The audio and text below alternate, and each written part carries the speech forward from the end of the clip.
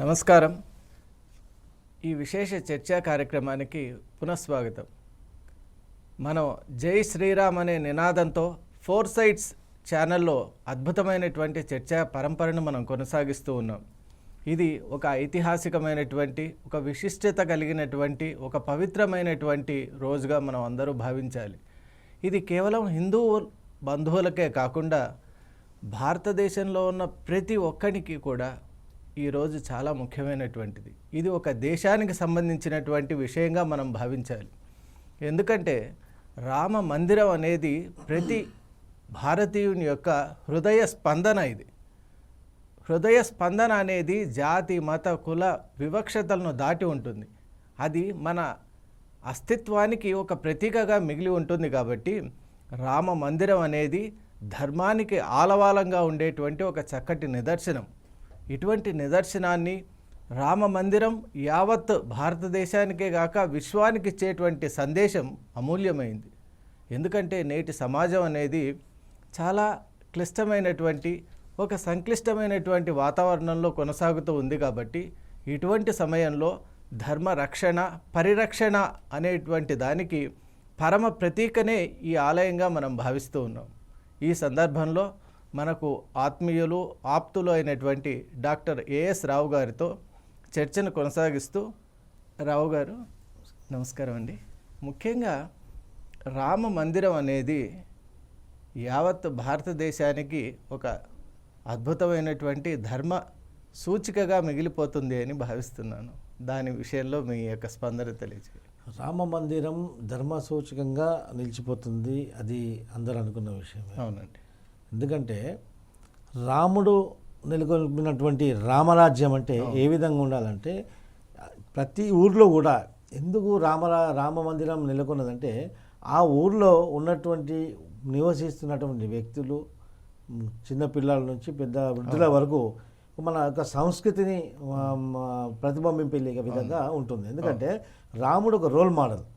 అంటే ఒక పతి ఏ విధంగా పత్ని పట్ల ప్రేమతో ఆప్యాయతంగా ఉండాలో, ఒక అన్న ఏ విధంగా తమ తమ్ముళ్ళను ఏ విధంగా చూసుకోవాలో, ఒక కుటుంబ పెద్దగా మన కుటుంబాన్ని ఏ విధంగా చూడాలా, ఒక తండ్రికి ఏ విధంగా మన ఇచ్చినటువంటి మాట పైన ఏ విధంగా నిలబెట్టుకోవాలా, తల్లి యొక్క ఆజ్ఞ శిరస వహించాలా, ఏ విధంగా చూడాలా, అంటే ఒక ప్రజల్ని ఏ విధంగా ఆహ్వానించాలా, ప్రజల కొరకు ఒక రాజు ఏ విధంగా త్యాగం చేయాలా. అద్భుతం. అంటే త్యాగ గుణము, అంటే దయాగుణము, అంటే పరాక్రముడు, అంటే ఒక గురువు దగ్గర ఏ విధమైనటువంటి శిష్యరికం చేయాలా, గురువుని ఏ విధంగా ఆప్యాయించాలా, గురువు ఏ విధంగా గౌరవించాలా, అంటే అనేకమైనటువంటి అంశాల్లో ఆల్ యాంగిల్స్ రాముడు ఒక రోల్ మోడల్. రాముని యొక్క ప్రతీకగా రాముని మనం ఒక ఆదర్శంగా తీసుకుంటే మన జీవితమే ఆదర్శపరం అవుతుంది. అందుకే ఈ దేశానికి ఆదర్శం రాముడు. అందుకే దశాబ్దాల కంటే దాదాపు మొఘలులు, ఈ ఆకతాయిలు 700 సంవత్సరాల పైచిలుకు, బ్రిటిషర్స్లు ఎర్రలు మనకు 200 సంవత్సరాల పైచిలుకు, దాదాపు 1000 సంవత్సరాలు మనను ఈ ఆకతాయిలు, అక్రమార్కులు, దుర్మార్గులు మనల్ని శాసించినప్పటికి కూడా మన యొక్క సంస్కృతి మనకు ఆదర్శప్రాయుడు. రాముడు మనకు ఆదర్శప్రాయుడు. కాబట్టి మన భారతదేశానికి ఉన్నటువంటి ఆదర్శం ఎక్కడా ప్రపంచవ్యాప్తంగా ఇప్పుడు కోల్పోలేదు మనం. అవునండి. ఈరోజు ఉన్నటువంటి భారతదేశం ప్రపంచం మొత్తానికి ఆదర్శప్రాయం. ఈరోజు అనేకమైనటువంటి దేశాలు లైవ్గా వీక్షిస్తున్నాయి. ఒక ఆదర్శ పురుషుడైనటువంటి రాముణ్ణి మళ్ళీ వాళ్ళు పునఃస్థాపన చేస్తుంటే ఎంతటి భవ్యమైనటువంటి ఉంది. దేశమంతా కూడా ఒకటే తాటిపోయి వచ్చింది. అవునండి. జాతులు, మతాలు, అనేకమైనటువంటి ఉపజాతులన్నీ పక్కకు పెట్టి, రాజకీయాలు పక్కకు పెట్టి, ఈరోజు చాలా మంచి మాట, ఐఎమ్ హిందూ అని చెప్పేసి, నేను హిందువుని, నా ఆదర్శప్రాయుడు రాముడు, నా దేవుడు రాముడు, నా భగవంతుడు రాముడు అని చెప్పేసి, నా యొక్క మూలం అనేది అయోధ్య నగరం అనేది అందరి మనసులో ఈరోజు భావన వచ్చింది. కేవలం కొంతమంది సూడో సెక్యులర్లు, హిందూ వ్యతిరేకులు, ఆ కరుణానిధి లాంటి దుర్మార్గుడి యొక్క సంతానం. గతంలో కరుణానిధి కూడా రాముడిని అబాస్పాలు చేసి రాముడి పైన దుర్భాషలాడినటువంటి వ్యక్తి. ఆ తర్వాత ఈ యొక్క స్టాలిన్, మొన్నటికి మొన్న స్టాలిన్ కొడుకు ఏమన్నాడండి, ఉదయనిధి వాడికి తెలివి ఉందా? డెంగ్యూ మలేరియా లాంటి లాగా వైరస్ లాగా వ్యాపిస్తుందంట సనాతన ధర్మం. అంటే ఇది ఎంత ఇది. దీంట్లో కేంద్ర ప్రభుత్వం కూడా ఇంటర్ఫీన్ కావాలి. కేంద్ర ప్రభుత్వం కూడా దీంట్లో జోక్యం చేసుకోవాలి. యూఏపీ అనే చట్టం ఉంది, అన్లాఫుల్ ప్రివెంటివ్ యాక్ట్ అనేది. వాడు ముఖ్యమంత్రి కొడుకైనంత మాత్రాన వాడిని విస్మరించడం అవసరం లేదు. బీజేపీ పార్టీ అక్కడ ఉన్నటువంటి కేంద్ర ప్రభుత్వం కూడా రాజకీయ కోణంలో ఆలోచించకుండా ఇలాంటి యొక్క కమ్యూనల్ విధవల్ని, ఇలాంటి హిందూ వ్యతిరేకుల్ని, దేశద్రోహుల్ని కూకటి వేలుతో కదిలించి పడాల్సిన అవసరం ఉంది. రావు గారు, ఇక్కడ ఒక ముఖ్యమైన అంశం ఏంటంటే, ఇక్కడ హిందూ, ముస్లిం ఆర్ క్రిస్టియన్ అని కాకుండా ఒక వ్యక్తికి రైట్ టు స్పీచ్ అని ఉంది, ఫండమెంటల్. కానీ దానికి కూడా కొన్ని పరిధులు అనేటువంటివి ఉన్నాయి. రైట్ టు స్పీక్ అనేది భావ వ్యక్తీకరణ అనేది రాజ్యాంగం కల్పించినటువంటి హక్కు. భావ వ్యక్తీకరణ అంటే నీ యొక్క భావన వ్యక్తం చేయి, అంతేగాని ఇతరుల యొక్క మనోభావాలని కించపరిచే విధంగా నీ భావం ఉంటే అది నేరం అవుతుంది. చాలా నిజంగా మన ఐపీసీ ప్రకారం కూడా అదే హిందువులు మన భావ వ్యక్తీకరణ చేస్తాము, హిందువుల భావ వ్యక్తీకరణ చేస్తే అది కమ్యూనలిజం అవుతుంది, అది ఒక మతతత్వం అవుతుంది, అది ఒక నేరం అవుతుంది, మన మీద కేసులు బుక్ అవుతాయి. ఆ మూర్ఖులు చేస్తే కాదు, పోనీ అని వదిలేయడం అంటే ఆ వదిలేయడమే మనకు పాపంగా మారింది. ఈరోజు నోరెత్తితే చెప్పు దెబ్బగా చూపించాలి, చెప్పు దెబ్బ కొట్టడం అవసరం. ఈరోజు హిందువులకు వ్యతిరేకంగా నోరెత్తిన వాళ్ళని చెంపపెట్టు కొడితే అప్పుడు ఖచ్చితంగా రానున్న భవిష్యత్తులో ఇలాంటి వ్యక్తులు పుట్టకుండా ఉంటారు. ఇలాంటి వ్యక్తులు ఉన్నా నోరు మూసుకొని వాళ్ళ జీవితం వాళ్ళు గడుపుకుంటూ అవకాశం ఉంటుంది. అదర్వైజ్ ఇది ఎంత దారుణంగా ఒడిగడతారంటే, ములాయం సింగ్ యాదవ్ ఏ విధంగా చేశాడు, ఆ రోజు కరసేవకులను చంపించినటువంటి చరిత్ర ములాయం సింగ్ యాదవ్ది. మొన్న వాడి కొడుకు అఖిలేష్ యాదవ్ వాడేమంటాడు, ఇంత కట్టుడు అవసరమా, ప్రజలకు అస్వస్థత చేస్తే ఎక్కడికి వెళ్తారు, గుడికి వెళ్తారా, హాస్పిటల్కి వెళ్తారా? అంటే గుడి కట్టడంలో గుడిని ఒక హాస్పిటల్ని కంపేర్ చేసేస్తున్నాడు. అరే సన్నాసి, మరి నువ్వేం చేసినవరా భయ్, నువ్వు కూడా ముఖ్యమంత్రి ఉండే కదా, నీ ప్రజలకు అవసరమైనటువంటి హాస్పిటల్ నువ్వు ఎందుకు కట్టలేవు మరి? కరెక్ట్. అంటే ఏ విధంగా వ్యతిరేకరిస్తుండ్రు. ఈ రామ మందిరం ప్రభుత్వ ఖజానా నుంచి, ప్రభుత్వ సొమ్ముతో కట్టలేదు. ఇది ప్రజల యొక్క సమూహం నుంచి, వారి హృదయం కేవలం ఒక పిలిపియడం జరిగింది.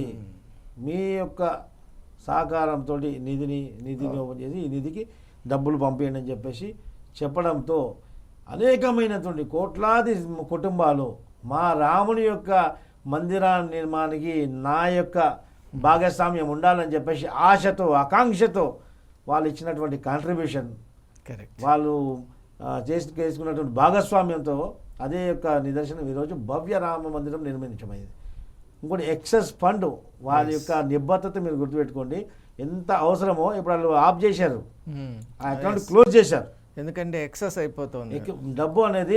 ఎంత అవసరం ఉందో అవసరానికంటే ఎక్కువ డబ్బు వస్తుంది, ఇంకా చాలు మీరు పంపేయకండి చాలు అని చెప్పేసి వాళ్ళు స్టేట్మెంట్ చేయడం జరిగింది. చరిత్రలో ఇది మొదటిసారి. కరెక్ట్ అండి.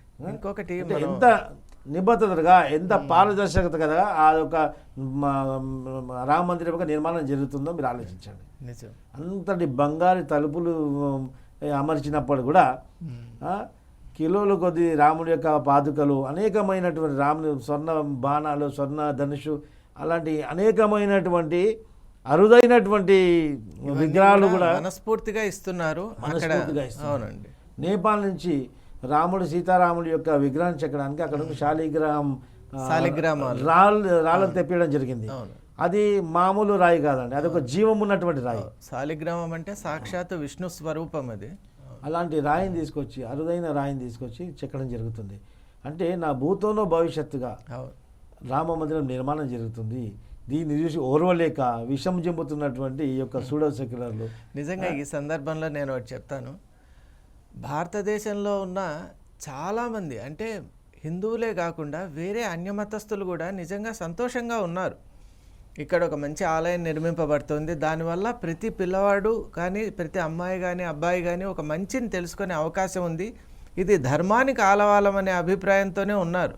కానీ సంకుచితమైన మనస్తత్వం కేవలం కొంతమంది అధికారులు, లీడర్లు ఇలా ఉంటారు కదా. అంటే ఎవరైతే ఈ పాలిటిక్స్ను వాళ్ళ ఓట్ బ్యాంక్గా మలుచుకోవాలని చూస్తున్నారో వాళ్ళలోనే ఇటువంటి టెండెన్సీ ఉంది, కానీ జనసామాన్యంలో ఇది లేదు. నేను ఎక్కడ వెళ్ళినా కూడా వేరే మిత్రులు కూడా ఎంతో నన్ను అక్కడికి ఆహ్వానిస్తున్నారు. ఈరోజు కూడా ఎంతోమంది ఫోన్లో శుభాకాంక్షలు తెలిపారు. నిజంగా చెప్పాలంటే ధర్మం అనేది ప్రతి ఒక్కరికి ఆనందం కలిగించే విషయమే. ఇక్కడ విషయం ఏమంటే ఆ పక్షాలకు, ఆ పొలిటికల్ పార్టీస్కి ఎవరైతే ప్రాతినిధ్యం వహిస్తున్నారో వాళ్ళు విషం జిమ్ముతున్నారు.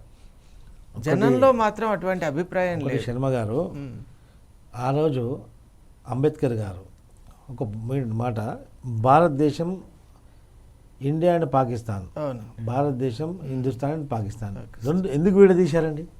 అంటే రెండు వర్గాలు వాళ్ళ మతానికి అనుకూలంగా ఉండేటట్టు. మతాలకు అనుకుంటుంది అంటే ముస్లింలకు పాకిస్తాన్, హిందువులకు హిందుస్థాన్. ముస్లింల గురించి మతం ప్రాతిపదికన మతం కొరకే ఆ యొక్క ముస్లింల గురించి అనేది పాకిస్తాన్ వేయడం జరిగింది. ఇప్పుడు ఇద్దరు అన్నదమ్ములు ఉంటారండి, ఒక తండ్రి ఇద్దరు అన్నదమ్ములకు ఇద్దరు ఆస్తులు పంచి పెట్టేస్తారు. పంచిన తర్వాత మళ్ళీ చిన్న కొడుకుకు పుట్టినటువంటి సంతానం మళ్ళీ పెద్దోళ్ళ ఇంట్లో కూర్చొని ఈ ఇల్లు కూడా నాదే అంటే అది న్యాయమా అన్యాయమా చెప్పండి? అంత దూరం ఎందుకండి, పంచిచ్చిన ఆస్తి విషయంలోనే పంపకం అనేది అయిపోయిన తర్వాత కూడా కాశ్మీర్ విషయంలో ఈ రోజుకు కాశ్మీర్ ఆ రోజు ఈ డివిజన్ అనేది అంబేద్కర్ గారు ది పార్టిషన్ ఆఫ్ ఇండియా అనే పుస్తకం రాశారు అంబేద్కర్ గారు స్వయంగా. అందులో 118వ పేజీలో అంబేద్కర్ గారే క్లియర్గా చెప్పారు, ఎప్పటివరకు అయితే ఇక్కడ పార్టిషన్ చేసిన తర్వాత ఇక్కడ ఉన్నటువంటి ముస్లింలని పాకిస్తాన్కి పంపించకపోతే ఈ పార్టిషన్ అనేది సక్సెస్ఫుల్ కాదు అని చెప్పేసి అంబేద్కర్ గారు చెప్పారు. ఆ మాట చెప్పినందుకు అంబేద్కర్ గారిని పార్లమెంట్లో ఓడించినటువంటి దుర్మార్గుడు నెహ్రూ. ఇది చరిత్ర. ఇంకొకటి మీరు చూసారా, రాజ్యాంగం 1942లో రాజ్యాంగం నిర్మించారు, రాజ్యాంగంలో కూడా ఇంప్లిమెంట్ అయింది. మన కాన్స్టిట్యూషన్ ఆఫ్ ఇండియా పుస్తకం, రాజ్యాంగం పుస్తకం ఇప్పుడు లైవ్గా చూడండి. దాంట్లో ఫస్ట్ పేజ్లో ఏముంటుంది తెలుసా? రాముడి యొక్క పట్టాభిషేకం జరిగినటువంటి సీతారామ లక్ష్మణుని యొక్క ఫోటో ఉంటుంది, ఫస్ట్ ఇమేజ్ ఉంటుంది ఫస్ట్. ఆ తర్వాత శివాజీ మహారాజ్ రాసినటువంటి శివాజీ గారి యొక్క ఇమేజెస్ ఉంటాయి. అంటే శివాజీ మహారాజ్ రాసినటువంటి శాసనాలు, పాత పార్లమెంట్ భవనం ఎంట్రన్స్లో కూడా శివాజీ మహారాజ్ రాసినటువంటి శాసనాలు ఉంటాయి. భగవద్గీత యొక్క శ్లోకాలు ఉంటాయి దానిపైన. కరెక్ట్. సో ఈ యొక్క భారతదేశం యొక్క మూలాలు ఏంటిదనేది అంబేద్కర్ గారు ఆ రోజు గుర్తించారు. కరెక్ట్. ఇక్కడ దీంట్లో ఉండవలసింది ఏంది అనేది వారు గుర్తించారు. వారు కూడా విఘ్నులు కాబట్టి ఆ విషయాన్ని గుర్తించారు. ఇప్పటి వాళ్ళు ఏం చేస్తున్నారంటే గుర్తించినా గుర్తించకపోయినా స్వప్రయోజనం అనేది వెస్టెడ్ ఇంట్రెస్ట్ ఏ విధంగా జరిగింది శర్మ గారు అంటే, ఇప్పుడు ఇరాన్ లాంటి దేశాల్లో కూడా ఈ యొక్క ముస్లింలు అనేది బతికొస్తారు. ఫస్ట్ బతకడానికి వచ్చిన తర్వాత మైగ్రేట్ అయిన తర్వాత వాళ్ళు ఏం చేస్తారంటే ఈ యొక్క కుటుంబ నియంత్రణ పైన వాళ్ళు కంట్రోల్ చేయరు. వాంటెడ్లీ వాళ్ళ యొక్క సంఖ్యని పెంచుకోవడానికి గురించి అనేకమైనటువంటి అంటే 3-4 పెళ్ళిళ్ళు చేసుకోవడము, 20 మంది 30 మంది పిల్లల్ని కనడము, ఇలాంటి వాళ్ళ సంఖ్యని పెంచుకోవడము ఒకటే ధ్యేయంగా ఒక ఇంటర్నల్ యొక్క ఒక ప్రచారం చేసుకొని వాళ్ళ సంఖ్యను పెంచుకుంటారు. ఎప్పుడైతే వాళ్ళు 40% వరకు ఉంటారో వాళ్ళు అణిగిమణిగుంటారు. 40 దాటిన తర్వాత అక్కడ ఉన్నటువంటి స్థానికంగా వాళ్ళు డామినేట్ చేయడం స్టార్ట్ అవుతుంది. ఇక్కడ కూడా మా గోల్డ్ టోపీ జోకర్ ఉన్న అసదుద్దీన్ ఓవైసీ వాడు ఎప్పుడు ఏమంటాడు గుర్తుపెట్టుకోండి, 25 కోట్ల ముస్లిమ్స్ ఉన్నారు కదా, హిందూ ముస్లిం ఆర్ దళిత్ అంటాడు వాడు. అరే ఆ మూర్ఖుడికి దళితులు కూడా they are the part of Hindu అని తెలియదా? తెలుసు. ఎందుకంటే దళితులని ఈ యొక్క హిందుత్వం నుంచి విడదీసి చూస్తాడు వాడు. దళితుల్ని అంటే 20 కోట్ల దళితులు ఉన్నారు, 20 కోట్ల దళితులు ఉన్నారు, 20 కోట్ల దళితులు 25 కోట్ల వీళ్ళు 45 కోట్లు అవుతారు కదా, ఈ 100 కోట్లకు 45 కోట్లు సగం అవుతారు కదా. డివిజన్ పెట్టాలని చెప్పేసి వాళ్ళ లోపల ఉన్నటువంటి విషయం అది.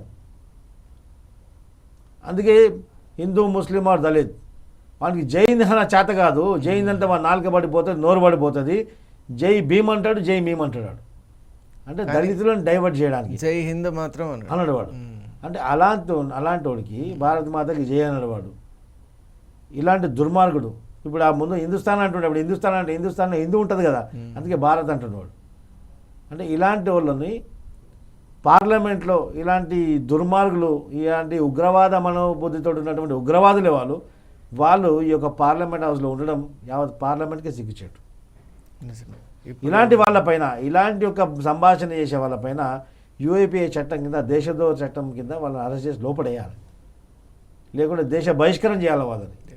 ఇలాంటి వాళ్ళు ఈ ఓఐసీ లాంటి వాళ్ళు, ఇక్కడ ఓఐసీ అక్కడ సీతారాం యేచూరి ఆ కమ్యూనల్ భావజాలాలతో రాజకీయ నాయకుడిగా ఉన్నటువంటి వ్యక్తి తన పేరులోనే సీతారాంని పెట్టుకొని రాముడికి వ్యతిరేకంగా వ్యాఖ్యలు చేయడం, తన పుట్టుకనే ప్రశ్నించుతున్నాడు అతను. తన పుట్టుకనే ప్రశ్నార్థకంగా మార్చినటువంటి వ్యక్తి సీతారాం యేచూరి. Correct, exact. ఇప్పుడు మనం ఒక విషయాన్ని గమనిస్తే ఈ రామమందిర నిర్మాణం యొక్క నేపథ్యంలో కూడా ఎన్నో సవాళ్ళు ఎదుర్కోవాల్సినటువంటి అగత్యం ఏర్పడింది. అంటే సనాతన ధర్మంలో అయోధ్య అనేటువంటిది మోక్షపురి. అటువంటి మోక్షపురిలో రామమందిర నిర్మాణానికి ఇన్ని రకాల అగచాట్లు పడాలా అన్నట్టు ప్రతి హిందువు కానీ ఆలోచించే తత్వం ఉన్నటువంటి ప్రతి భారతీయుడు కూడా ఆలోచిస్తున్నాడు. అంటే ఈనాడు సివిలైజ్డ్గా ఉన్న ప్రతి ఒక్కరు కూడా అనుకుంటున్నారు, భారతదేశంలో అయోధ్యలో మనకు రామమందిర నిర్మాణానికి ఇంత కష్టపడాలనా? అదే విడ్డూరంగా ఏముంటుంది సార్ అంటే కొన్ని డిబేట్లలో ఈ యూజ్లెస్ ఫెలోస్ మీ మౌలవీలని ముల్లాలని చెప్పి డిబేట్లలో వచ్చి మా యొక్క నవాబులు, మా యొక్క ముస్లిం చక్రవర్తులు అంటేవాడు, చక్రవర్తి ఎక్కడవాడు, మా యొక్క ముస్లిం నవాబులు, ముస్లిం పరిపాలకులు స్థలాన్ని ఇస్తే రామ మందిరం కట్టారంట. రామ మందిరం ఎప్పుడు, రాముడి చరిత్ర ఎప్పుడు, త్రేతాయుగంలో పుట్టినటువంటి రాముడు ఈనా కొడుకుల చరిత్ర 1500 సంవత్సరాలు ముగియలే ఇంతవరకు. మనము స్వర్ణరథాలు వేసుకొని స్వర్ణ ఆభరణాలు ధరించి తిరుగుతున్నప్పుడు వీళ్ళు బట్టలు వేసుకున్నటువంటి రీతి కూడా వీళ్ళకి లేదు. నాగరికత తెలియనటువంటి దేశంలో ప్రాంతంలో పుట్టినటువంటి వీళ్ళు మనకు నాగరికత నేర్పడం కాకుండా మన చరిత్రని వ్యతిరేకించే ప్రయత్నం చేస్తున్నారు. చరిత్ర లేని వాడు మన చరిత్రని సృష్టించిన అంటే అదెంత విడ్డూరం ఇది. నిజమే. ఇంకొకటి మనం ఆలోచిస్తే కనుక ఇక్కడ ప్రధాన ప్రతిపక్షం ఏదైతే ఉందో ఆ ప్రతిపక్షం కూడా ప్రతి విషయాన్ని కూడా రాజకీయంగా చూస్తుంది. రామ మందిర నిర్మాణానికి ముఖ్యంగా ప్రాణప్రతిష్ఠ సమయంలో ఆహ్వానం అందింది వాళ్ళకు, కానీ దాన్ని వాళ్ళు తిరస్కరించడం అనేది ఈ జాతిని అవమానపరిచినట్లే కదా సార్. ఈరోజు నాకు ఆహ్వానం అందకున్నప్పటికి కూడా నా రాముడి యొక్క ప్రాణప్రతిష్ఠ జరుగుతుందనే ఒక ఆనందం అనేది ఈరోజు పొద్దున్న నుంచి తిన్నట్టు కడుపు నిండుగా ఉంది చాలా మంది. అలాంటిది నీకు ఆహ్వానం అందితే నువ్వు ఏదో జన్మలో చేసుకున్నటువంటి పుణ్యము పూర్వజన్మ సుకృతం నీకు ఆహ్వానం అందింది.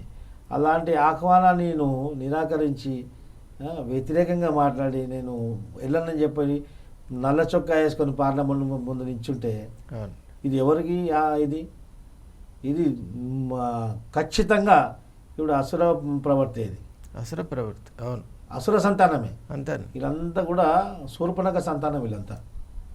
నిజమే. ఎందుకంటే ఇది ఏ మతాన్ని కూడా మనం అగౌరవపరచం. మనకున్న సనాతన ధర్మంలో ఉన్నటువంటి విశిష్టత ఏమంటే ప్రతి ధర్మాన్ని గౌరవిస్తాం, ప్రతి ధర్మం కూడా భగవంతుని వైపే మనల్ని చూపిస్తుంది. కానీ మన ధర్మాన్ని, ఈ సనాతన వైభవాన్ని ఎవరైతే తగ్గించే ప్రయత్నం చేస్తారో అప్పుడు మనం ఒక శివాజీలాగా, ఒక ఇప్పుడు ప్రస్తుత కాలంలో ఉన్నటువంటి మోదీజీలాగా ప్రతి ఒక్కరు కూడా ఒక సమయానికి తగినటువంటి ఒక ప్రణాళిక అనేది చేయవలసిన ఆవశ్యకత ఉంది.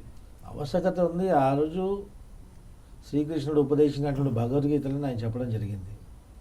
ఎప్పుడెప్పుడైతే ధర్మం సన్నగిలుతుందో, ఇలాంటి దుర్మార్గులు రాజ్యం మేలే పరిస్థితి ఉంటుందో వాళ్ళని తొలగించడానికి అనేకమైనటువంటి అవతారాలలో, అనేకమైనటువంటి వేషాలలో ఈ యొక్క విభూతులు ఆవిష్కరించడం తథ్యం అని చెప్పేసి వారు చెప్పినటువంటి విషయమే. అదే యొక్క ఈ నేపథ్యంలో ఈరోజు మోదీ గారు వచ్చారు. మోదీ గారు ఈజ్ అన్కంపరబుల్ పర్సన్. జస్ట్ ఈరోజు నరేంద్ర మోదీ ప్రధానమంత్రిగా లేకుంటే, నరేంద్ర మోదీ భారతదేశంలో పుట్టి ఉండకపోయింటే ఊహించండి సార్, నిద్రపట్టదు ఆ విషయం ఆలోచిస్తే కూడా. నరేంద్ర మోదీ ప్రధానమంత్రి కాకుంటే ఈరోజు ఈ యొక్క భారతదేశం రానున్న దశాబ్ద కాలంలో ఖచ్చితంగా ముస్లిం దేశంగా మారబోయేది. ఈరోజు చూడండి క్లియర్గా, ముస్లింలు ఇక్కడ పుట్టింది కాదు, ముస్లింల యొక్క చరిత్ర కాదు, ముస్లింలకు మూలాలు ఇక్కడ లేవు. అయినప్పటికీ కూడా భారతదేశంలో అత్యధికంగా భూములు కలిగినటువంటి వ్యవస్థ ఏది? డిఫెన్స్ తర్వాత వక్ఫ్ బోర్డ్. వక్ఫ్ బోర్డ్ వక్ఫ్ బోర్డ్కి స్వయం ప్రాతిపదిక కల్పించి దానికి ఒక స్పెషల్ పవర్స్ కల్పించి ఏ విధంగా అంటే ఇప్పుడు మనం ఉన్నటువంటి ఈ బిల్డింగు వక్ఫ్ యొక్క చైర్మన్ ఈ బిల్డింగ్ మాది అని భావిస్తున్నామని చెప్పేసి ఒక లెటర్ రాస్తే దానికి కాంపిటెంట్ అథారిటీ దాని మీద చర్యలు తీసుకొని విత్ ద కాంపిటెంట్ అథారిటీ అక్కడ ఉన్నటువంటి జిల్లా కలెక్టర్, అంటే జిల్లా కలెక్టర్ కూడా వాళ్ళ ఆధీనంలో ఉండేటువంటి పరిస్థితి ఆ చట్టంలో ఉంది. వక్ఫ్ యాక్ట్ అని చెప్పేసి కలెక్టర్ పోయి ఈ బిల్డింగ్ని స్వాధీనం చేసుకొని వాళ్ళకి అందియాలి. మీ దగ్గర కొన్నటువంటి డాక్యుమెంట్లు ఉన్నప్పటికి కూడా మీరు కోర్టుకు వెళ్ళే అధికారం మీకు లేదు. వక్ఫ్ అనేది మీకు అనుమానిస్తే వాళ్ళదని వాళ్ళు ఒక అనుమానం వ్యక్తం చేస్తే మీరు సామాన్యంగా వేరే వాళ్ళతో తగాదులు ఉంటే ఏ విధంగా కోర్టుకు వెళ్తామో కోర్టుకు వెళ్ళే ఆస్కారం మీకు లేదు. మీరు వెళ్ళి వక్ఫ్ ట్రిబ్యునల్కి అర్జీ పెట్టుకోవాలి, అక్కడ కంప్లైంట్ దర్జీ చేసుకోవాలా. అక్కడ జడ్జి ముస్లిమే, అడ్వకేట్ ముస్లిమే, అందరూ ముస్లిమే. ఆ వక్ఫ్ ట్రిబ్యునల్ కూడా 3 నెలలకో 4 నెలలకో వాళ్ళకు అనుకూలంగా ఉన్న టైంలో ఏదో ఒక రోజు దానికి కాన్స్టిట్యూట్ అవుతుంది, ఆ రోజు వెళ్ళేసి అక్కడ నిల్చోవాలి. సో ఆ మన జీవిత కాలంలో మళ్ళీ మనం తిరిగి స్వాధీనం చేసుకోలేం. అలా లక్షలాది కోట్లాది ఎకరాల భూములు ఈ యొక్క వక్ఫ్ యాక్ట్ కింద వక్ఫ్ ట్రిబ్యునల్ అనేది స్వాధీనం చేసుకుంది. ఇది ఎంత అధర్మం, ఎంత దుర్మార్గం. యాక్చువల్గా ఇది హిందూ టెంపుల్లలో ఎండోమెంట్ అనేది అండర్ ఎండోమెంట్ అనేది తీసుకొచ్చారు. ఎండోమెంట్లో హిందూ టెంపుల్ నుంచి వచ్చేటువంటి ఫండ్ని ప్రభుత్వం ఖజానాకి వెళ్ళిపోతుంది, ప్రభుత్వం లాగేసుకుంటుంది, ప్రభుత్వం పన్ను విధిస్తుంది మన పైన. ఇది నిజంగా చాలా హిందూ ఇతర సంస్థ ప్రార్థనా మందిరాలు ఉన్నాయి, మస్జిద్ల పైన, చర్చిల పైన ఏ విధమైన ట్యాక్స్ లేదు. అదే కాకుండా ప్రభుత్వం వాళ్లకు రాయితీలు ఇస్తుంది, ప్రభుత్వం వాళ్ళకు డొనేషన్స్ ఇస్తుంది. ఇంకొకటి విషయం చెప్తాను, ఇక్కడ ఉన్నటువంటి సెక్యులరు సోకాల్డ్ ముస్లిమ్స్, అంటే సోకాల్డ్ ముస్లిమ్స్ ఎందుకంటే ఇక్కడ ఉన్నటువంటి ముస్లిమ్స్ అనే వ్యక్తులు ఎంత కాళ్ళ వరకు మోకాళ్ళ వరకు గడ్డం పెంచుకున్నా వీళ్ళు ఇక్కడ నుంచి భారతదేశం నుంచి బయటికి వెళ్ళి సౌదీ అరేబియా పోతే ఒరిజినల్ ముస్లిం కంట్రీస్కి వెళ్తే వీళ్ళని ఎవరు ముస్లింగా పరిగణించరు. వీళ్ళని హిందీ అంటారు కానీ ముస్లిం అని ఏ ఒక్కడు మాత్రం అనడు. వీళ్ళ దాంట్లో హజ్ యాత్ర ఉంది, దానికి ప్రాధాన్యత ఉంది. హజ్ యాత్ర ఏ విధంగా వెళ్ళాలంటే అప్పు చేసి వెళ్ళొద్దు, దొంగతనం చేసి వెళ్ళొద్దు, ఇవంతో బిచ్చం అడుకొని వెళ్ళొద్దు. మీరు సొంతంగా సంపాదించుకున్నటువంటి డబ్బులతో వెళ్ళాలి. మరి మీరు ఎట్లా పోతున్నారు భయ్? ప్రభుత్వం లాటరీ తీస్తుంది, ఇంతమందికి ఫ్రీ హజ్ యాత్ర అని ప్రొవైడ్ చేస్తుంది. ప్రభుత్వం ఇచ్చిన బిచ్చంతో కదా మీరు హజ్కి పోతున్నారు. మీ హజ్ పూర్తి అవుతుందా? అది ఏ విధంగా చేస్తుండ్రు? వాళ్ళ యొక్క సెంటిమెంట్లు, వాళ్ళ యొక్క సంస్కృతినే వాళ్ళు సరిగ్గా పాటించట్లేదు. మా చరిత్రను తిరగరాసే ప్రయత్నం మీరు చేస్తే ఏ విధంగా ఉంటుంది? దయ్యాలు వేదాలు వరించినట్టు ఉంటుంది. ఒకటి, ఏ మతమైనా కూడా తను ఎంతవరకు మాట్లాడాలో, తను ఎంతవరకు ప్రవర్తించాలో ఆ ఫ్రేమ్వర్క్ లోపల ఉన్నంత వరకు బాగుంటుంది. ఎందుకంటే మనది సెక్యులర్ ఒక కంట్రీ అని మనం ఎప్పుడైతే భావిస్తామో, అడగండి సార్, సెక్యులర్ అనే పదం వాడకండి ఈ యొక్క శుభ సందర్భంగా. అంటే ఒకటి, సెక్యులర్ అనే పదంలో తప్పు లేదండి. ఇప్పుడు మామూలుగా money by itself is not good or bad. How we use it is makes that money whether that word has been misused. It is not misused, it is misinterpreted. In fact, it was not understood properly. Secularism అనే పదంలో ఉన్న అర్థం ఏమంటే ప్రతి మతాన్ని కూడా సమానంగా గౌరవించడం. మనం నాస్తిక భావాన్ని కూడా గౌరవిస్తాం. ఒకడొచ్చి నా భావన, నా మతం నాస్తికత్వం అంటే అది కూడా గౌరవిస్తాం. కానీ మన హిందువులనే మన కుటుంబాలను కొంతమంది నాస్తికులు గౌరవిస్తాం. వదిలేస్తున్నాం మనం.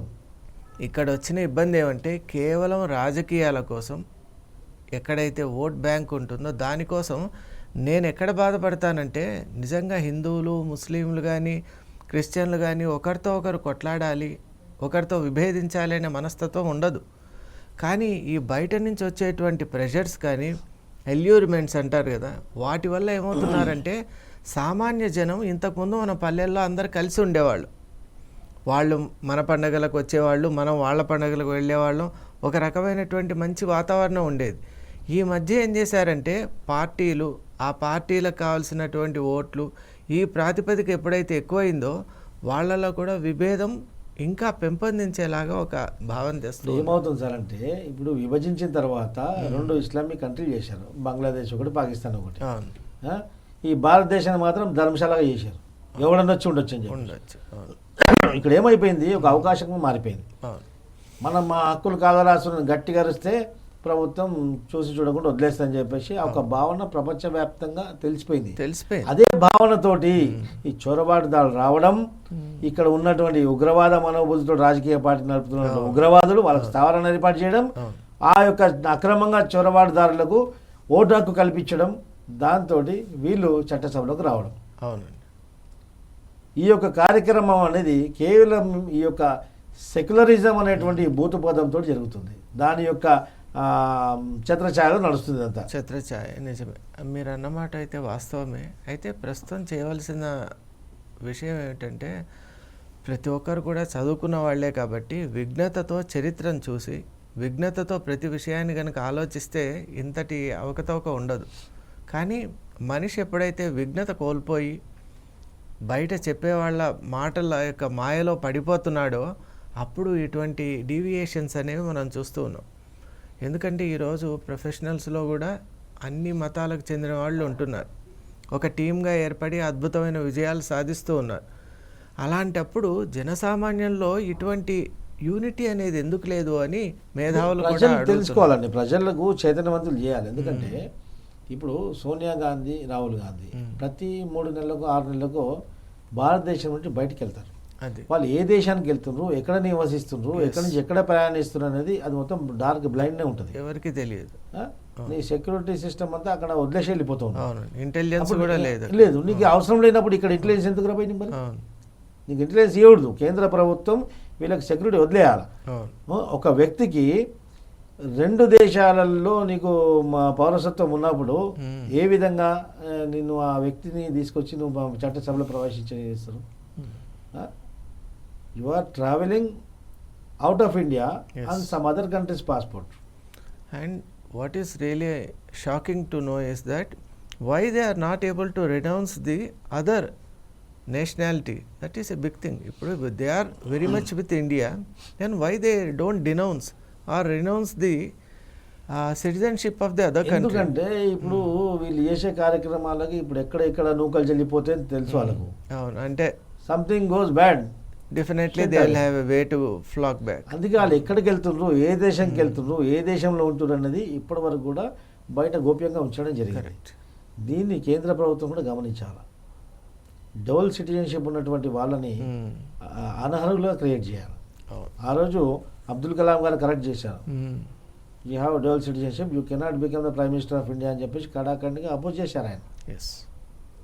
ఆయన ఇప్పుడు అలా నేను అదే అంటున్నాను. ఎందుకంటే మనం ఒక మతం అనేసరికి ఏమవుతుందంటే మతంలో ఉన్న యావత్తు మంది చాలా మంచివాళ్ళు ఉంటారు, చెడ్డవాళ్ళు ఉంటారు, న్యూట్రల్గా ఉన్నవాళ్ళు ఉంటారు. ఇక్కడ ఏమవుతుందంటే మత నాయకులు అలా రెచ్చగొడుతున్నారు. ఇరు దేశాలలో నీకు మల్టిపల్ సిటిజన్షిప్ ఉన్న తర్వాత నీకు ఈ దేశం పైన నిబద్ధత ఏంది? ఉండదు.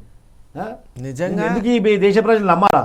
ఒక మంచి కాన్స్టిట్యూషనల్లీ సపోర్టివ్ పోస్ట్ ఏదైనా కావాలి అంటే ఒక సిటిజన్షిప్ మాత్రమే ఉండాలి. మరి ఈదర్ దిస్ ఆర్ దట్. ఇక్కడ సిటిజన్షిప్ కావాలా, అక్కడ సిటిజన్షిప్ ఉండాలా, ఇక్కడ ప్రధానమంత్రి కావాలా, ఇక్కడ బెనిఫిట్స్ కావాలి, అక్కడేమో అక్కడ ఉన్నటువంటి ప్రాస్పెక్ట్స్ కావాలి.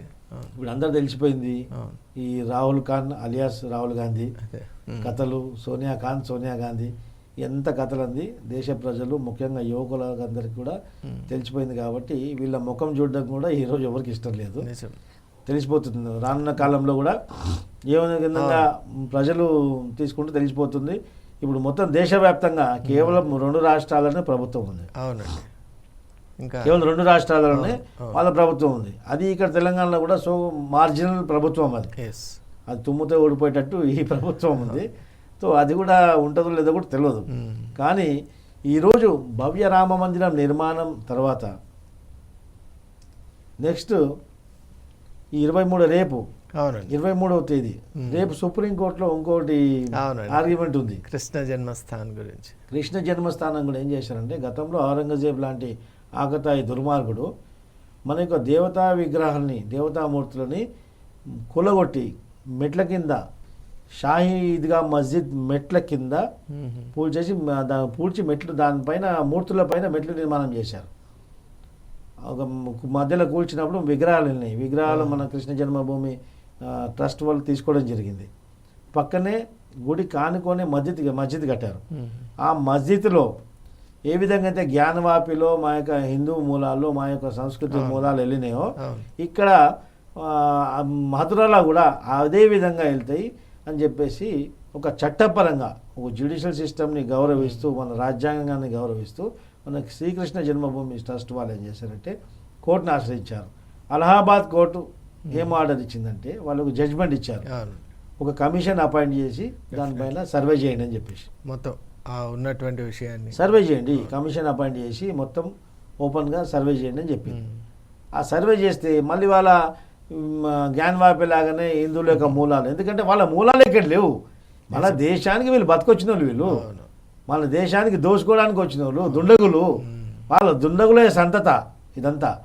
భయంతో కొంతమంది ఆకలికి, కొంతమంది లంచాలకు ఆశపడి మత మార్పిడి జరిగిన వ్యక్తి కానీ బేసికల్గా ఇక్కడ పుట్టినటువంటి ముస్లిం ఎవరు కాదు. నిజంగా చాలా మంది all are migrated or converted. Some was migrated, మిగతాంతా కన్వర్టెడ్. బలంగా వాళ్ళని కన్వర్ట్ చేసినటువంటి వ్యక్తులు. ఈ కన్వర్టెడ్ వాళ్ళకు ఇప్పుడు కన్వర్ట్ అయిన తర్వాత మన మూలాలు ఏం తెలుస్తాయి, మన హిందూ యొక్క మూలాలు ఎక్కడ తెలుస్తాయి వాళ్ళకు? తెలియదు. వాళ్ళ యొక్క మూలాలు కూడా వాళ్ళకి సరిగ్గా తెలియదు. వాళ్ళకి పరిస్థితి ఎట్లా ఉందంటే మూలాలు అటువైపు నుంచి లేవు, ఇటువైపు నుంచి తెలుసుకునే ప్రయత్నం చేయడం. అక్కడ పోతే వీళ్ళని యాక్సెప్ట్ చేయరు. ఇక్కడ ఈ ముల్లాలు మౌలవీలందరూ కూడా అల్లా శిక్షిస్తాడు, అల్లా మిమ్మల్ని ఇది చేస్తాడు. అల్లా అంటే ఒక భయంగా చూపించారు, ఒక భయంగా వాళ్ళ యొక్క మనసులో వాళ్ళకి మైండ్ సెట్ చేశారనమాట. అంటే భగవంతుడు ప్రేమకు ప్రతిరూపం, భగవంతుడు ప్రేమకు ప్రతిరూపం, భయానికి ప్రతిరూపం కాదు. అది అర్థం కాకుండా ఈ మత సంస్థలన్నీ ఏం చేశాయంటే ఈ మదర్సాలలో వీళ్ళ మనసులలో విషబీజం నింపారు. మొత్తం మదర్సాలలో విషబీజం నింపి మహిళలని ఒక ఆట వస్తువుగా వాడుకున్నారు ఇప్పటి వరకు కూడా. అదే మోదీ గారు వచ్చిన తర్వాత ఇప్పుడు వీళ్ళు మసీదులలో మహిళలకు ప్రవేశం లేదు, మసీదులలో దర్గాలలో మహిళలకు ప్రవేశం లేదు. ఇవన్నీ వీళ్ళు రాసుకున్నటువంటి వీళ్ళు చరిత్రలో వీళ్ళ యొక్క సొంత కితాబులలో మార్చుకున్నటువంటి కార్యక్రమాలు ఇవన్నీ. ఇప్పుడు ఇక్కడ మతంలలో ముస్లిం మతంలో దర్గాలో కానీ మసీదులో కానీ సమాధుల దగ్గర కానివ్వండి మహిళలకు కానీ హిందూయేతరులకు కానీ ప్రవేశం లేదంటే ఇట్లా మొన్న సాక్షాత్ చూడండి సౌదీలో మొహమ్మద్ ప్రవక్త సమాధిని దర్శించుకున్నటువంటి హిందూ మహిళ మన దేశం యొక్క విదేశీ మంత్రి స్మృతి ఇరానీ గారు, ఒక మహిళ, కరెక్ట్, నాన్ ముస్లిం. అక్కడ వాళ్ళకి ఏ విధమైన అభ్యంతరం లేదు. వాళ్ళు అసలైనటువంటి వాళ్ళు ఎప్పుడు కూడా ఆక్షేపణ, వాళ్ళు ఒరిజినల్ ముస్లిమ్స్ కదా. మొహమ్మద్ ప్రవక్త కంటే కూడా గొప్ప వాళ్ళు వీళ్ళ ఏమంటారు వీళ్ళ ఉండ్రా వీళ్ళ దీంట్లో వీళ్ళ వర్గంలో మొహమ్మద్ ప్రవక్త కంటే మించిన వాళ్ళు లేరు కదా. మొహమ్మద్ ప్రవక్త సమాధికి దర్శించడానికి అవకాశం ఉన్నప్పుడు, అవకాశం కల్పించినప్పుడు, ఏ విధమైనటువంటి అభ్యంతరం తెలపనప్పుడు ఇప్పుడు ఎక్కడ ముఖం పెట్టుకుంటారు వీళ్ళు? వాళ్ళ ముస్లిం మహిళలే, వాళ్ళ ముస్లిం మహిళలే అరే అప్నే హుజూర్ కే ఖబర్ పే జాకే అప్నే క్యా వారే భయ్ తుమ్ కైకో ఐసా బోల్తే అంటే వాళ్ళ ముఖం లేకుంటున్నారు ఈరోజు. అదే కాకుండా భవ్యమైనటువంటి స్వామినారాయణ మందిరం అక్కడ నిర్మాణం జరుగుతుంది. అవునండి, సౌదీ అరేబియాలో జరుగుతుంది. నేను భూమి పూజ, దానికి భూమి పూజ చేసేటప్పుడు ఇక్కడ గంగాజలం వెళ్ళింది. అక్కడ నిజం. ఇంకొకటి ఈ సందర్భంగా భవ్య రామ మందిరం అనేటువంటి చర్చ వచ్చింది కాబట్టి భవ్య రామ మందిరం నిర్మాణ అనంతరం ఇప్పుడు రాబోయేటువంటి లోక్సభ ఎన్నికలు ఉన్నాయి కాబట్టి ఆ ఎన్నికల్లో ఈ రామ మందిరం యొక్క పాత్ర ఎంతవరకు ఉంటుంది మీ ప్రకారం? ఎన్నికల్లో రామ మందిరం యొక్క పాత్ర అంటే నరేంద్ర మోదీ గారికి రామ మందిరంని అడ్డు పెట్టుకుని రాజకీయం చేసే అవసరం ఆయనకు లేదే లేదు. అవునండి. ఈ యొక్క పార్లమెంట్ ఎన్నికలు మొత్తం కేవలం నరేంద్ర మోదీ ఫేస్ వాల్యూ పైన పోబోతుంది. క్లీన్ స్వైప్ చేస్తున్నాను. Is going to do clean swipe. Narendra Modi గారు ఒకరిని విమర్శించట్లేదు, నరేంద్ర మోదీ గారు ఏం మాట్లాడట్లేదు. ఆయన ఏం చేస్తున్నారో ఏం చేయాలనుకుంటున్నారో అదే చెప్తున్నారు. ఆయన నోట్తో వచ్చే ప్రతి ఒక్క వాక్యం కూడా ఈరోజు శాసనమై బయటకు వస్తుంది. మనం లక్షద్వీప్ విషయంలో చూసాము, ఎవరిని విమర్శించారు ఆయన? ఎవ్వరు చూడలేదు. మన యొక్క ప్రదేశాలని, మన యొక్క టూరిస్ట్ స్పాట్లని వాళ్ళు విమర్శిస్తూ చైనాతో సత్సంబంధాలు పెట్టుకొని మనం ఏదో చేద్దామని చెప్పేసి ఆలోచిస్తే కేవలం ఆయన కారణ జన్ముడు. ఆయన కేవలం ఒకడు కూర్చొని వెళ్ళిపోతే కథం అయిపోయింది. ఆ యొక్క ప్రాంతం మొత్తం ఈరోజు బ్యూటిఫుల్ టూరిస్ట్ స్పాట్గా మారిపోయింది. అవునండి, అది అక్కడ ఉన్న వెబ్సైట్లో కూడా 3000% ఎస్కలేషన్ ఉంది అంటే నెంబర్ ఆఫ్ ఇన్పుట్స్లో. ఈరోజు అనేకమైనటువంటి వాణిజ్య సదుపాయాలు మా సంస్థలు కూడా కమర్షియల్ ఎస్టాబ్లిష్మెంట్స్ అక్కడ వచ్చి పెడతామని చెప్పి ఇన్వెస్ట్మెంట్ రెడీ అయినాయి. అప్పుడే ఫ్లైట్ నెంబర్ కూడా ఇంక్రీజ్ చేశారు. టూరిస్ట్ చాలా ఈరోజు బుకింగ్స్ దొరకట్లేదు. స్క్రోల్ చేస్తే బుకింగ్స్ దొరకట్లేదు. అప్పుడు 20,000 30,000 ఉండే టూరిస్ట్ ప్యాకేజ్ ఈరోజు 50,000 అయిపోయింది. ఇది ఎవరి మహత్యం? ఇది కేవలం నరేంద్ర మోదీ మహత్యం. ఇంకోటి, ఆయన అక్కడికి వచ్చిన తర్వాత ఆ ప్రాంతం గురించి ఏమీ చెప్పలేదు, కేవలం అక్కడ ఉన్నారు, వెళ్ళిపోయారు అంతే. అంటే ఈ యొక్క ప్రకృతి సిద్ధమైనటువంటి అందాలు మన దేశంలో కూడా ఉన్నాయని చెప్పేసి పరోక్షంగా మన దేశ ప్రజలకు తెలిపారు. అది ఆయన బాధ్యత కూడా. ఒక ప్రధానిగా మనకు ఉన్నటువంటి వనరులు మన వాళ్ళకు పరిచయం చేశారు. ఇంకోటి, it is purely internal affair. దానికి వాళ్ళు ఓర్వలేక అది ఇది చేసుకుని ఈరోజు మాల్దీవ్స్ గతి లేకుండా అయిపోయింది. గ్రాఫ్ అనేది మన యొక్క పర్యాటకులు ఇచ్చేటువంటి టిప్పు మీద బతికేటువంటి మాల్దీవ్స్ మన పైన కన్నెర చేసేటువంటి పరిస్థితికి వచ్చింది. అది మదం ఎక్కితే మతిపోతుంది అంటారు కదా, ఆ విధంగా వాళ్ళ ప్రవర్తన ఉండే. దానికి ఏమైపోయింది? తగిన శాస్తి వాళ్ళకి జరిగింది. వాళ్ళ కాళ్ళపైన వాళ్ళే గొడ్డలు వేసుకున్నారు, వాళ్ళ నాశనం వాళ్ళే కోరుకున్నారు. కానీ ఒకవైపు ఇట్లా ఉంటే ఇండోనేషియా బాలీలో మనం చూసినట్టయితే రామాయణ స్టోరీ అనేది మంత్స్ టుగెదర్ అక్కడ కండక్ట్ చేస్తారు ఎవ్రీ ఇయర్. మీరు అన్నట్టు అక్కడ రాజులు కూడా రామ అనే నామం ఉంటుంది చివర. అక్కడ కరెన్సీ పైన వినాయకుడు ప్రతిమ ఉంటుందండి. కరెన్సీ పైన, అవును, కరెన్సీ పైన వినాయకుడు. వాళ్ళ ఎయిర్వేస్ కూడా గరుడ ఎయిర్వేస్ అని ఎయిర్వేస్. సో ఇట్ షోస్ ప్రపంచంలో కొంతమంది ఏదైతే వాస్తవమో మంచో దాన్ని స్వీకరించడానికి సిద్ధంగా ఉన్నారు. కానీ ఆసురీతత్వం మీరు అన్నట్టు ఉన్నవాళ్ళు కొంతమంది ఏం చేస్తున్నారంటే ఆ మెంటాలిటీస్ను కూడా బ్రేక్ చేస్తున్నారు.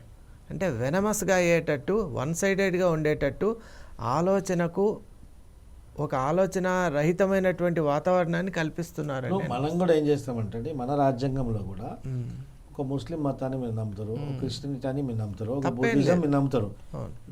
నమ్మినప్పటికి కూడా మనం ఏ విధంగా వాళ్ళని కించపరచం.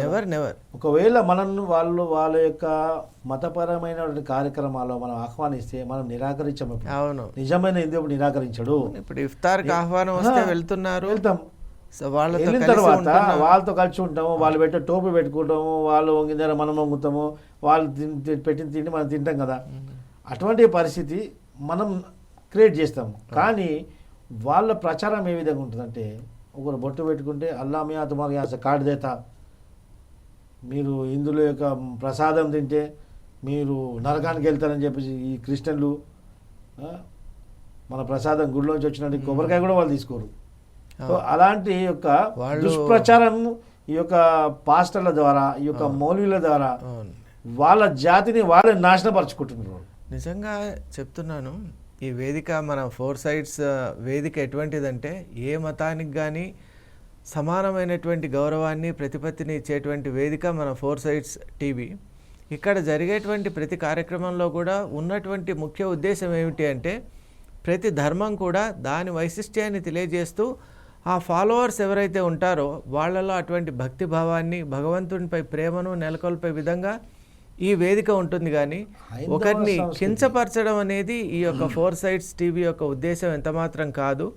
ఇక్కడ ఉన్నటువంటి మూల సిద్ధాంతం ఏమిటి అంటే, ప్రతి మతం కూడా అన్య మతాలతో కలిసి ఒక పరస్పరమైనటువంటి స్నేహపూరితమైనటువంటి వాతావరణం అనేది భారతదేశంలో నెలకొల్పబడాలి. అలాగే భారతదేశాన్ని దాటి విశ్వమంతా కూడా మానవాళి అంతా కూడా ఒక్కటే అనేటువంటి ఒక భావన అనేటువంటిది, ఒక విశ్వ భావన, వసుదైవ కుటుంబకం అనేది మన వేదాంత సిద్ధాంతం, వైదికమైనటువంటి వాన్మయంలో ఉన్నటువంటి ముఖ్య సూత్రం. కాబట్టి అలాంటి బీజాలు విశ్వవ్యాప్తం కావాలి అని ఈ రామమందిర సందర్భంగా ప్రతి ఒక్కరికి కూడా విజ్ఞప్తి చేస్తున్నాం. ఎందుకంటే ఇక్కడ ఉన్నటువంటి భావాలు ఏది కూడా ఏ మతాన్ని కూడా కించపరచడం అనేది ఎంత మాత్రం కూడా ఉద్దేశం కాదు. ప్రతి మతంలో కూడా ఉన్నతమైన భావాలు ఉన్నాయి, ప్రతి మతంలో కూడా అద్భుతమైనటువంటి గ్రంథాలు ఉన్నాయి, ప్రతి మతం కూడా శాంతిని, సత్యాన్ని, ధర్మాన్ని, అలాగే ఆచరణ యోగ్యమైనటువంటి విధానాన్ని ఇస్తుంది. కాబట్టి ఇక్కడ ధర్మంలో ఎప్పుడు కూడా, మతంలో ఎప్పుడు కూడా భేదం లేదు. భేదాలన్నీ కూడా అనుసరించే వాళ్ళల్లో కూడా జనసామాన్యంలో లేదండి. ఇది ముఖ్యంగా గుర్తుపెట్టుకోవాలి. జనసామాన్యంలో ఈరోజు కూడా భేదం లేదు. కేవలం ఆ మతాన్ని రాజకీయంగా వాడుకునే కొన్ని దుష్ట శక్తులు ఏవైతే ఉన్నాయో అవి మాత్రమే ప్రజలను విడదీస్తున్నాయి, ఇంకా దూరం చేస్తున్నాయి. ఈ దూరాన్ని పెంచి వాటి యొక్క స్వప్రయోజనాల్ని అవి పండించుకుంటూ ఉన్నాయి. ఈ విషయాన్ని అర్థం చేసుకోవాలనేది ఈ కార్యక్రమం యొక్క ముఖ్య ఉద్దేశం. ఎందుకంటే ప్రతి ఒక్కరం కలిసి ఉండటమే ఈ వేదిక యొక్క ప్రధాన ఉద్దేశం. ఇక్కడ భారతదేశంలో ఉన్న ప్రతి మతం కూడా ముఖ్యమైంది. ప్రతి మతం అంటేనే ఒకరి ఆలోచన విధానం, ఒక భగవంతుడిని చేరుకునేటువంటి మార్గం. కాబట్టి ప్రతి మతం కూడా ఇంకో మతంతో కలిసి ఉండాలి. చిట్ట చివరిగా భగవంతుడినే చేరే మార్గాలే. కాబట్టి ఇంకో చిన్న విషయం, ఇప్పుడు ఈ అయోధ్య మందిరానికి యావత్ దేశం అంతా కూడా విరాళాలు ఇస్తున్నారు, భాగస్వామి అయ్యారు. ఈ యొక్క అయోధ్య ఇష్యూ కోర్టులో నడిచినప్పుడు దశాబ్దాల కాలం నుంచి కోర్టు ఖర్చుల గురించి కోట్లాది రూపాయల డొనేషన్ ఈ యొక్క బాబరీ మస్జిద్ పక్షంకి డొనేషన్స్ రావడం జరిగింది. హిందూ వ్యతిరేకులు ఈ యొక్క ముస్లిం పక్షానికి ఈ యొక్క ముస్లిం నాయకులు, ఈ యొక్క సోకాల్ సెక్యులర్ నాయకులు కోట్లాది రూపాయలు మా యొక్క హైదరాబాద్లో ఉన్నటువంటి గోల్టోబి జోకరే 15 కోట్ల డొనేషన్ ఇచ్చారు. ఇచ్చిన తర్వాత ఈ యొక్క న్యాయ పోరాటానికి కోట్లాది రూపాయలు వాళ్ళు వెచ్చించడానికి రెడీ అయిపోయారు. ఎట్లాస్ట్ ఏమైపోయింది, ఈ యొక్క నిర్ణయం అనేది కోర్టు నిర్ణయం. ఇక్కడ రామ మందిరం నిర్మాణం అనేది కోర్టు తేల్చేసింది. అక్కడ రామ మందిరం నిర్మాణం స్టార్ట్ అయిపోయింది. ఆ తర్వాత వీళ్లకు అక్కడ 30 కిలోమీటర్ దూరంలో ఒక 5 ఎకరాల భూమి ఇచ్చారు. మీరు అక్కడ మస్జిద్ కట్టుకోండి అని చెప్పి. మరి ఇన్నాళ్ళు మీరు బాబరీ మస్జిద్ కొరకు అహర్నిశలు చేసి మీ యొక్క అల్లాకా మస్జిద్ మీరు షహీద్ కర్ది అని చెప్పేసి ఛాతీలు కొట్టుకొని మీరు డొనేషన్లు పంపించారు కదా. మీకు అక్కడ 5 ఎకరాల స్థలం ఇచ్చారు కదా. అక్కడ ఎందుకు పోటీ పడి అక్కడ 5 ఎకరాల స్థలంలో భవ్యమైనటువంటి మస్జిద్ నిర్మించుకోవచ్చు. ఈరోజు ఏమైపోయింది, అక్కడ మస్జిద్ నిర్మించుకోండి. ఇక్కడ రామ మందిరం ఉంటుంది, అక్కడ అది ఉంటుంది. ఇరు మతాలు కూడా మత సామరస్యంగా ఈ యొక్క దేశాన్ని అభివృద్ధి దిశగా తీసుకోవడానికి తోడ్పడదాం. అది జరగట్లేదు అక్కడ. ఎప్పుడైతే రామ మందిరం అక్కడ మూలాలు వచ్చిన తర్వాత, ఇక్కడ రామ మందిరం డిసైడ్ అయిన తర్వాత వీళ్ళందరూ చేతులు ఎత్తేసి ముఖం చాటేశారు. నుంచి అక్కడ 5 ఎకరాల స్థలాన్ని, 5 ఎకరాల స్థలాన్ని ఎవరైతే కాపలా కాస్తుండ్రో వారిని ఎగ్జామిన్ చేసిన తర్వాత వాళ్ళు వెళ్ళి మాట్లాడిన తర్వాత, అది అక్కడ మొత్తం మందిరం కట్టుకుంటున్నారు, ఇక్కడ ఏమైందో కట్టలేదంటే ఆ యొక్క ప్లానింగ్ ఇవ్వడానికి కూడా పైసలు గతిలే వాళ్ళ దగ్గర. మందిరం మస్జిద్ ప్లాన్ వేయడానికి కూడా వాళ్ళ డబ్బులు లేవు. అంటే 100,000 కూడా లేనటువంటి సంస్థ ఇప్పుడు అది బాబరీ మస్జిద్ ట్రస్ట్ ఈరోజు ఉన్నది. అంటే మస్జిద్ యొక్క ప్రాధాన్యత వీళ్ళకి లేదు. ఈ యొక్క మత కల్లోహాలు సృష్టించడానికి, ఈ యొక్క వివాదాన్ని జీవంగా ఉంచడానికి వీళ్ళు ఇచ్చినటువంటి డొనేషన్. ఇది అర్థం చేసుకోవాలి ప్రతి ఒక్కరు కూడా. చాలా చాలా అద్భుతమైన పాయింట్. నిజంగా 1 రూపాయి లేదండి. అక్కడ పెరుగుతున్నటువంటి పిచ్చి మొక్కలు పెరుగుతుంటే ఆ పిచ్చి మొక్కలు కొట్టేయడానికి లేబర్కి ఇవ్వడానికి డబ్బులు కూడా లేవాడ. ఇది వాస్తవం. నిజంగా ఈ విషయం విన్నప్పుడు నాకు కూడా మనసులో ఏమనిపిస్తుందంటే, మీరు అన్నట్టు అయోధ్యలో ఒకవైపు రామ మందిరం, ఇంకోవైపు ఈ వివాదం కంటిన్యూ అయితే వీళ్ళ రాజకీయం పబ్బం గడుపుకోవడానికి ఈ వివాదాన్ని అవకాశంగా వాడుకున్నారు. డెఫినెట్లీ ఈ వివాదానికి తెరలేసింది. ఈరోజు వాళ్ళ యొక్క ముసుగు తెరిపోయింది. రాజకీయ రంగులో వాళ్ళ యొక్క మతం ముసుగులో వేసుకున్న ముసుగు ఈరోజు ప్రజల ముందు బట్టబయలు అయిపోయింది. మీకు మసీద్ మీద ప్రేమ ఉంటే ఆ మసీద్ కట్టంటారా భయ్, కరెక్ట్. లేకుంటే చెప్పండి, మేము ఇస్తాం విరాళాలు, గర్వంగా ఇస్తాం. డెఫినెట్గా. ఎందుకంటే ప్రతి హిందువు కూడా ఏదైనా ఒక ధార్మికమైన కార్యక్రమం అంటే అనేవాడు ఇతర మతాలను కించపరిచిన వాడు హిందువే కాదు. అవునండి. సర్వమతాన్ని సమానంగా చూసిన వాడే హిందువు. ఏ మతాన్ని హిందూ సంస్కృతిలో హిందువు రాజు ఎవరు కూడా ఎప్పుడు కించపరచలేదు. శివాజీ మహారాజు ముస్లిం వ్యతిరేకి కాదు. శివాజీ మహారాజు ఔరంగజేబ్కు వ్యతిరేకంగా పోరాటం చేశాడు.